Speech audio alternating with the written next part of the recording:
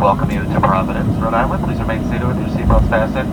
Keep your seat back and tray table upright locked. All carry-on bags leave under the seats in front of you, leaving the area around you keep clear. The cellular functions on your small electronics, including your cell phones, may be used at this time.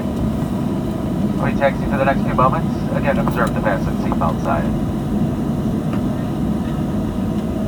Once the captain turns off the seatbelt sign, that's your indication that it is safe to get up and retrieve your personal belongings. Use caution opening up the overhead bins, items could fall out. If you're continuing to Midway with us, Chicago Midway, this is your crew and aircraft.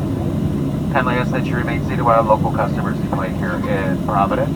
Once that has been completed, we're going to do a head count from the back to front. Please remain seated during this time as we need to get an accurate count. We'll make an announcement when it's safe to get up and use the facilities and stretch. If you are connected in Providence, check the TV monitors for updated flight and gate information. Visit Southwest.com for lowest fares. You can also book hotels, vacation packages, and rental cars. On behalf of your Chicago-based flight attendants, thank you for choosing Southwest. We welcome you to Providence. Have a good night.